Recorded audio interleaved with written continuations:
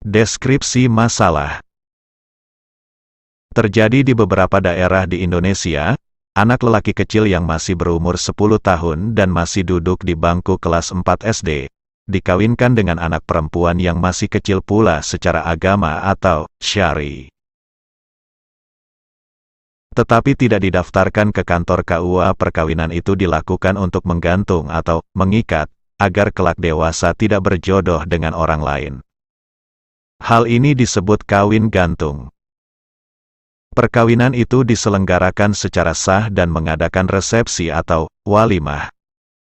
Kedua pengantin kecil didandani sebagaimana tradisi pengantin dalam walimah. Pelaksanaan akad nikah dalam kawin gantung itu, ada yang secara langsung dengan ijab dan kabul yang diucapkan pengantin pria kecil didampingi pengantin perempuan kecil. Ada pula yang ijab dan kabulnya diwakilkan kepada pria dewasa. Setelah selesai akad nikah, kedua pengantin dilarang berkumpul hingga menginjak usia dewasa. Seperti anak-anak lainnya, mereka juga kembali masuk sekolah seperti sebelumnya. Setelah keduanya dewasa dan memiliki kesiapan berumah tangga, maka mereka dinikahkan kembali atau tajdidun nikah, dengan didaftarkan ke kantor urusan agama. Padahal dalam UU Perkawinan dan UU Perlindungan Anak, anak di bawah umur 16 tahun tidak boleh dikawinkan. Dan pelanggaran terhadap UU itu dikenai sanksi pidana. Pertanyaan 1. Bagaimana hukumnya melakukan kawin gantung? Jawaban 1. Kawin gantung hukumnya sah jika terdapat maslahah dan ijab kabul dilakukan oleh wali mujbir serta memenuhi syarat dan rukun nikah lainnya. Referensi 1.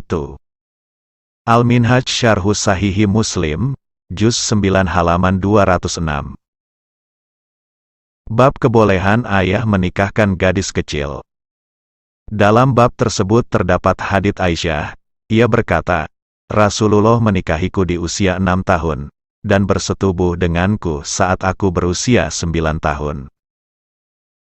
Dalam riwayat lain, disebutkan, Rasulullah menikahi Aisyah saat dia berusia 7 tahun.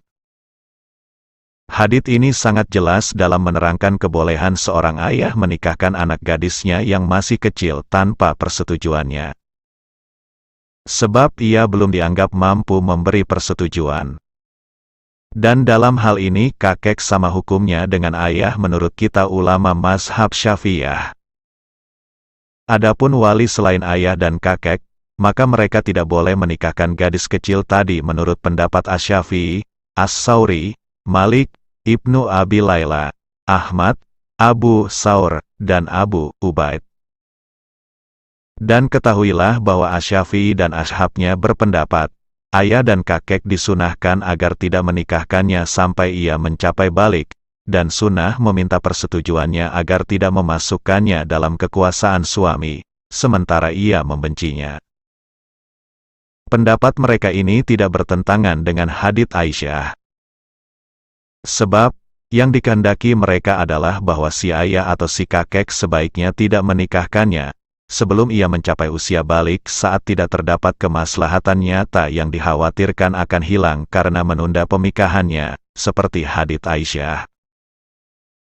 Oleh sebab itu, disunahkan memperoleh suami tersebut, sebab seorang ayah diperintahkan untuk mengupayakan kemaslahatan bagi anaknya, maka ia tidak boleh membiarkan kemaslahatan itu lenyap. Ibarat bisa di-download di deskripsi. 2. Al-Fiqhul Islami wa Adilatuhu, Juz 9 halaman 171. Anak kecil. Adapun tentang anak kecil, maka jumhur ulama, termasuk para imam mazhab 4, bahkan Ibnu Munzir menilainya sebagai ijma, boleh menikahkannya kepada suami yang sekufu. Pernikahan Nabi dengan Aisyah itu saat dia masih kecil. Karena ia berkata, Nabi menikahiku, sementara aku masih gadis kecil berusia 6 tahun, dan beliau menyetubuhiku saat aku berusia 9 tahun dan yang menikahkan ayahnya, yaitu Abu Bakar radhiyallahu anhuma. Nabi pemapula menikahkan putri pamannya, Hamzah, dengan Ibnu Abi Salamah di saat keduanya masih kecil. Atsar sahabat. Ali telah mengakadi anaknya, Ummi Kulsum di saat masih kecil dengan Urwah bin Zubair. Urwah bin Zubair telah menikahkan putri saudara laki-lakinya dengan putra saudara laki-lakinya yang lain di saat keduanya masih kecil. Seorang sahabat laki-laki telah menikahkan putri kecilnya dengan Abdullah bin Al-Hasan bin Ali, dan diperbolehkan oleh Ali radhiyallahu anhuma. Seorang sahabat wanita pemah menikahkan putri kecilnya dengan Ibnul Musayyab bin Nahbah dan suaminya, Abdullah bin Mas'ud memperbolehkannya. Ibarat bisa di-download di deskripsi. 3. Al-Fiqhul Islami wa Adilatuhu, Juz 9 halaman 174. Dan begitu pula dalam menikahkan gadis kecil ulama Syafi'iyah mensyaratkan terdapat kemaslahatan.